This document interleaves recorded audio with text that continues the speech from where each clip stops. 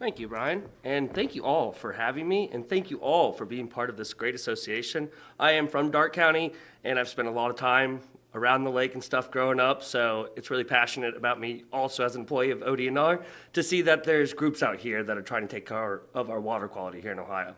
So, I am a research technician at the Ohio Division of Wildlife, and I actually cover the northern half of our district, which I'll get to a map of that, and that includes covering Grand Lake and these counties up here. And one of the questions I get a lot from the public is, what's that fuzzy thing I see in the water?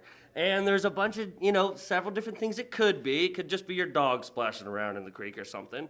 But a lot of times it's these fur-bearing mammals that we have in Ohio, and Grand Lake St. Mary's happens to have all four of them populating around your lake. So just briefly, the Ohio Division of Wildlife, we manage wildlife by setting fishing, hunting, trapping seasons, methods of harvest. We enforce those laws. We own over 200,000 acres of wildlife areas that we cooperatively manage with several hundred other 1,000 additional acres. Obviously, the speakers before me talked about all of those renovations we do. We do a lot of help with that through H2 Ohio, and the Division of Wildlife does a lot of work helping make wildlife habitat through those wetlands as well, and helping out our water quality. We're funded through the sales of hunting and fishing. If you guys hunt and fish, thank you very much. You're paying my salary. I really appreciate that. Allows me to do my dream job, which is great. So keep that up. Keep fishing on this lake and getting everything you can. We have around 400 employees statewide. Like I said, there's a difference between researchers. We have law enforcement. There's people that do information education. There's also a lot of administration. So it all takes all of us combined to do this. There's 5 districts. In Ohio, we're District 5 here, and so I cover basically from Dayton upward here. I live right there. We're up here.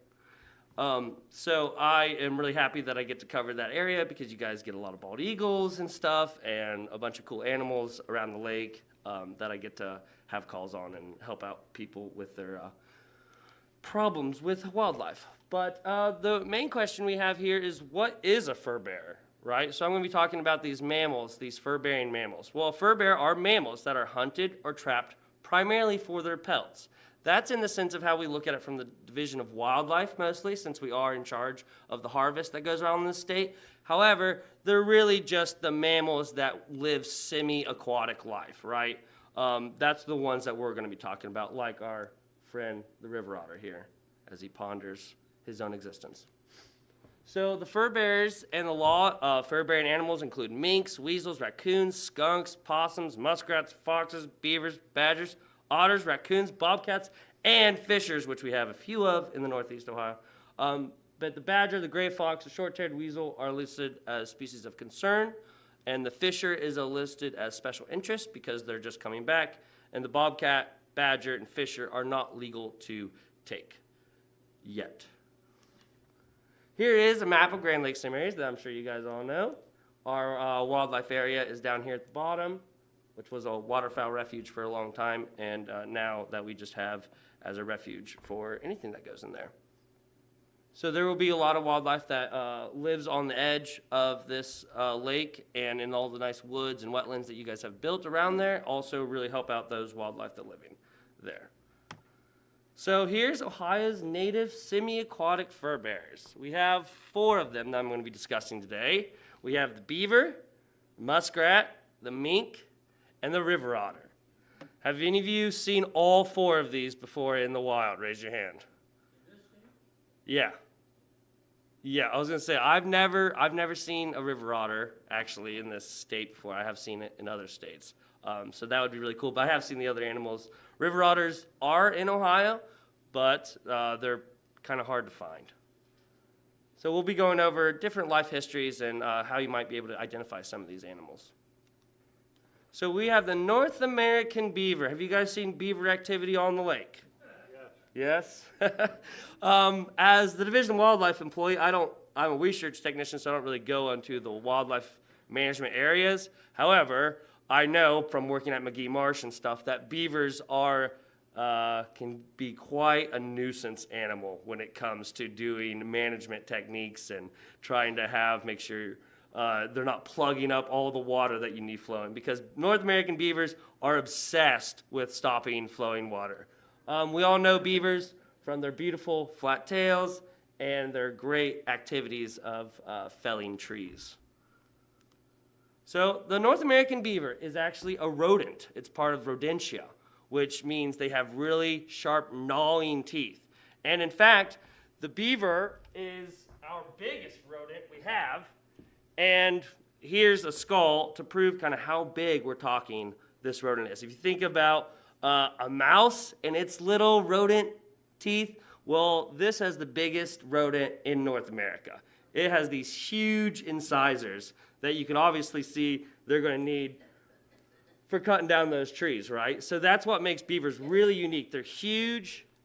If you've ever seen a beaver, they are big. The first time I ever saw a beaver, I could not believe what I was seeing. I mean, they're just these really decent sized animals, almost 5 feet in length at some point, can get up to 90 pounds. I mean, when they're young, they automatically pretty much go up to 20 pounds, so they're already these beefy little guys. So they can just be real big. And when I would work at McGee Marsh, people would come up to me and they would say, "Hey, I think I saw a beaver." And there's a lot of taxidermy animals in the nature center I worked at. And I'd be like, "Okay, well, there's a beaver over there. Tell me if that's one of the animals you think you saw." And they go, "Oh, no, that's way too big." What I saw, and I'm like, "You probably saw a groundhog or a muskrat." Because everyone, when they think beavers, they don't necessarily realize how big and formidable these animals are. And they also have these really special adaptations that make beavers truly unique and really special animals. And one of the adaptations that I was actually just learning about more as I was looking up more information on this presentation was this adaptation that the beavers have where their incisors are on the outside of their lips, so they can close their lips while they're underwater and still chew things, which is how they eat a lot of their food from getting the roots and the cambium layer of different trees that might be submerged in the water. So they can actually do that, and I didn't even really know that until I was looking at all these books, but that just tells you they're huge incisors, and everybody kind of has that buck teeth look that the beavers always have. Well, that's because their teeth are always showing because they can close their lips behind them. But they also have that webbed feet that they allow them for helping with swimming, obviously, but also with digging because it can help grab the dirt as it moves through. They have that flat horizontal tail, which is a really important adaptation. It does a lot of different things for the beaver. It is a rudder or a propeller as it swims around, as you can imagine. And then it also acts as body support when it is as like an anchor point when it's chewing down those trees. It acts as like a point if you've ever used an excavator or anything and you have to have those points of contacts to counterbalance the weight. That's exactly what the beaver is doing with his big flat tail. He's putting it down there so he can hold still and munch that tree without falling over. And as he walks around, he's kind of a short-legged, fat little guy, so he needs that tail to be flat on the ground to give him balance as well, because he needs to move quickly and he needs to move with enough strength to carry those trees and different logs that he has. So he has to use that tail so he can balance and give him enough force. Otherwise, he probably wouldn't be able to move that fast or that strong to move those things and avoid predation. It's also, speaking of predation, those tails are a great evasive warning. If you guys ever come up across a beaver and the beaver finally notices you're there, it'll slap its tail and splash water everywhere and then go under the water. That is a distraction. That's a warning. It's also a form of communication for other beavers in the area, and other animals even in the area will see that and also use it as an indicator that there's predators around. Because I've been in places where there's a lot of birds around, there's even some muskrats and stuff, and the one beaver splashes his tail and everything scatters, right? Like everything knew something was wrong. So the beavers do that for the community, but they also, by having those dams that they build, which I'll talk about, they also serve their community by creating an ecosystem for them. Beavers are notorious for their pelts, their fur. There's huge trading here, particularly even in this area and stuff, has a history of beaver trades, and Canada had a lot of them, to the point that we were honestly worried about the populations of beavers, but thankfully through reintroduction efforts and stuff, we have stable beaver populations. And then, like I said, those incisors are amazing adaptation for it to be able to, for a mammal to chop down a tree just using its teeth, I just think is absolutely fascinating. Damn, beaver, damn. So Beavers are obsessed with stopping flowing water. There's been a lot of research on it, and it's hard to actually know how animals think outside of just seeing animal behavior. But more or less, they see flowing water. They've seen baby beavers just have like little streams in zoos, and they're just constantly trying to plug it up. So they know that it's just like ingrained in them to stop flowing water, to dam things up. They will build this foundation with branches, with plasters of stone and mud and sod, and they really are construction builders. I mean, they are taking the foundation and they are putting the stuff that in between it so it can stick together. They're plastering it all together. They're using mud and sod. And if you've ever seen a beaver dam, they are formidable and they can really stop a lot of strong flowing water. Most beaver construction is done in the fall. And the adult male is usually the leader. He's the one that's going to find that main support beam because he's the one strong enough to get those foundational limbs and branches to come down. But the whole family will help. And beaver dams are notorious for housing all of the animals that would live in this community. And so there are times where they've found that even some of those animals have been found bringing sticks in and stuff, like muskrats plastering up against the wall because that muskrat's just hanging out in the beaver dam lodge for a little bit. And like I said, the beavers are super important because they create these ecosystems and water flow. They can even help out with stopping flooding on our benefit and stuff. So beaver dams are extremely important. Although on the reverse side of that, like I had mentioned, as a wildlife manager or a land manager, beavers can really get in your way because sometimes you need flowing water because that's what you're trying to do, and the beavers just constantly get in your way of doing that. They'll tunnel underneath berms and dikes and stuff and cause all kinds of problems. But for the most part, beavers, excellent creatures, very beneficial. Here's our good look of the beaver. There's the skull. You can see the size of them there, and yeah, I'm glad that the beavers still exist. Here's some of their paws. As you can see here, the webbed feet. And here's the skull, the incisor, like I'd mentioned. They've got these wide and kind of shallow. You'll notice this with a lot of mammals that live in the water. Their eye sockets will be really kind of shallow because it needs to be close to the surface, so they're always kind of looking up because they're always kind of on that precipice of the water surface. And then we'll go to the muskrat. Muskrat looks like a beaver, only instead of the beaver being as big as it is, the muskrat's pretty little. It's more rat-sized, and it's got that long, thick tail, not that big flat one. Muskrats are all our rodents. They will be gnawing all the time. They have gnawing teeth. Rodents' teeth constantly grow. If they didn't have something to chew on to knock those down, those teeth would start twirling around, and actually I've seen skulls where their teeth will go into their own body, basically. So that's why you have mice in your house and they're chewing on wires and they're chewing on everything. That's just what they have to do to live, basically. So these rodents are no different. These muskrats will be constantly chewing on things. The beavers constantly chewing on things just to keep their teeth short. But muskrats kind of have a short, stocky body, these short legs, that long, scaly tail. They're only about 25, 30 inches at the most, and they only weigh about 1 to 4 pounds. They're not, again, compare a muskrat to a beaver. We're talking beaver can weigh up to 90, and a muskrat maybe 5. So that's just a huge difference between animals. Because I remember when I was a kid, I was younger, I always wanted to see a beaver, and I always thought I did, but they're always muskrats in the end.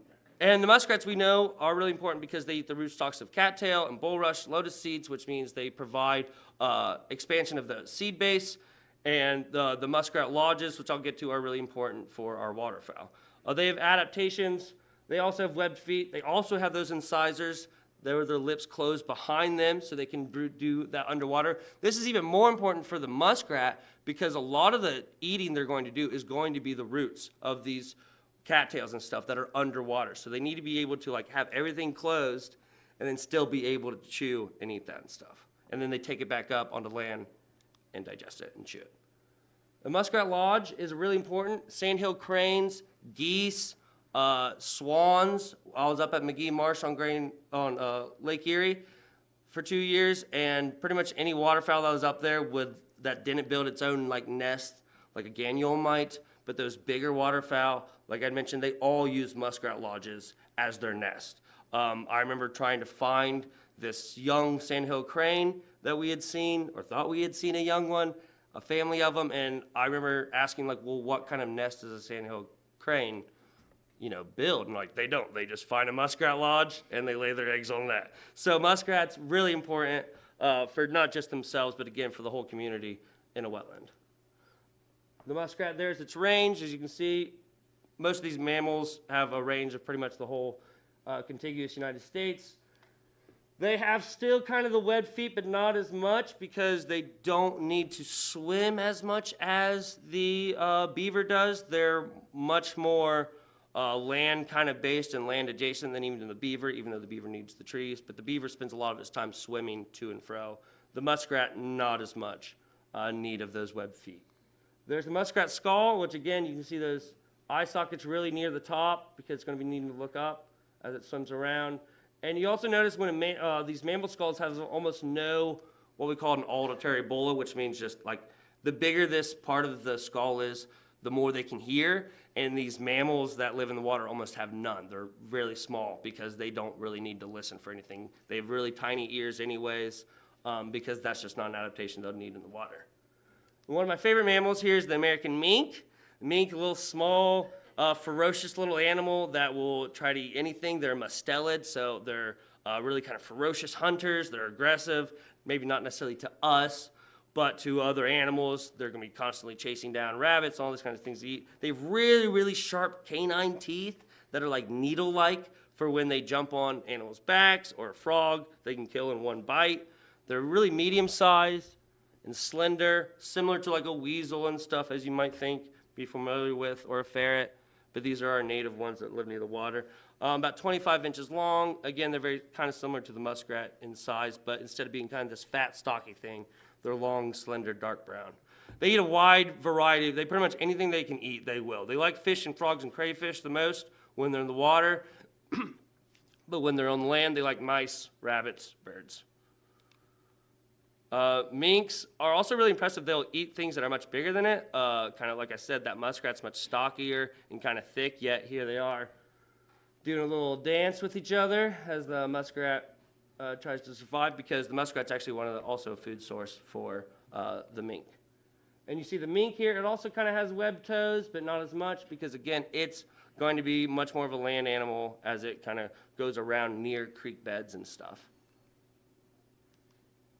And then we have the otter, which I've never seen a river otter in North America. In Ohio, we almost lost all of our river otters. And then in the 90s, the Division of Wildlife captured and then released some in southeast Ohio. And now we actually have so many otters that we actually do have a trapping season for them. So that was a successful thing that we were scared that we were going to lose them totally from the state, and they were really close to being totally extirpated. The river otter is another mustelid, so it's similar to the mink. It's got sharp teeth. It's a carnivore. They eat a lot of things similar to what the mink would eat, but they're much bigger. Similar to the beaver story, people would come up to me and say they think they saw a river otter, and I'd go look at the taxidermied river otter, which is a big animal, again, even bigger than the beaver, and they would go, no, that's not what I saw. And because I remember, again, seeing the same thing and being impressed with the size that river otters actually are. They got a big, broad head, but they got that nose pad that kind of make them distinct and pretty cute, honestly, that people really like river otters. I mean, it's just, those are just facts. These are the facts, that they're cute. That's science right there. They're real thick, heavy tail. Again, that's also used similarly to the way the beaver uses his tail as balance when they're on the land. Their diet consists of fish, crayfish, frogs, snails, and clams. The cool thing about river otters, which I do river otter bridge surveys every winter to check for them, to check for their signs and their populations, and they digest quickly. Their process is very quickly, so you will find a sign of river otters pretty frequently, and including they digest so quickly that those scales and those crayfish will still show up in their scat. So you can definitely tell river otter scat from anything else. Like I said, their adaptations, they've got that ability to close their ears and eyes watertight so they can go underwater without worrying about that, because they still are mammals, so they need to breathe air. And again, their eyes on top of their skull, just like that. But otters are definitely very intelligent, social creatures that are really important for Lake Shed's ecosystem. Here's some cool pictures I found in a book I have of just the way that otters move. And so when I do these surveys, one of the things we do is just look for the signs in the snow. And one of the signs is them actually sliding. And you can just see these slides, and then they'll run for a little bit, and then they'll slide again. So they definitely have been known to being playful animals, and they can play around and slide around in the snow and stuff, a lot like that. Like I said, the river otter was almost extirpated completely from the state, but due to management practices and reintroduction, we actually now have a season for them. As you can see, we have different zones for trapping them, and we definitely get a certain amount of trappers in our district for river otter, but they're mostly down south in Warren, Clinton, and Highland kind of counties. We don't really get much river otter activity up here yet, though I have been getting some calls. So I think your guys' population is increasing. So to really summarize this, like none of these mammals are purely aquatic. They all live on the land. They all live in the water. They're mammals, so they need to breathe, so they need to be on land, so they can't be in the water completely. But they do live in lodges near the water. You're going to see them, and hopefully as you guys improve the lake, you will see more and more of these animals, which I'm really confident that you guys will. And that would just increase the diversity of these animals. And as we can see, these mammals all have different behavior. They all have different niches that they fill. So they're all equally important to have. We have some herbivores. We have some carnivores, to help out with the overall wildlife population. Those are some of the books I used and the Department of Natural Resources. And here's some contact information. That's my number. If you guys have any questions or concerns about wildlife in your area, in your backyard, that's my number. You can reach out to me or call 1-800-WILDLIFE, and you'll probably be directed to me anyways. So thank you. If you'd like, we could come up. Yeah, I'll answer some questions. If you'd like, you can come up and touch the furs and look at the skulls and stuff too. Not being a lawyer, as I understand the law of Ohio, if I capture a nuisance mammal on my property, my choices are to dispose of it or turn it loose on my own property. Is that correct? Correct. So I can legally, even off-season, kill a furbearer that I catch. It's a nuisance in my, okay. Yeah, and nuisance, like nuisance animal, there's certain ones in the revised code that are listed, but it's kind of like, you could think a coyote is a nuisance to you, but if it's in my backyard, maybe it's not. So, you make that your own opinion what's a nuisance. But yes, if there's a beaver in your backyard and you don't want a beaver, you can trap it, but you either have to, yes, humanely euthanize it or release it on a different part of your property. You cannot take it off your property and transfer it somewhere else. And that goes with any raccoons or any animal that you seem to be trapped and want to dispose of. On his property and taking it somewhere else, that's actually a violation of the law. Yes. Okay, Yeah, you cannot do that. You cannot take wildlife basically past property boundaries. Like you couldn't take it across, you couldn't take your deer necessarily across. very sensible. Exactly, yep. Thank you. Do we have any other questions? All right, thank you. Thank you very much. No problem.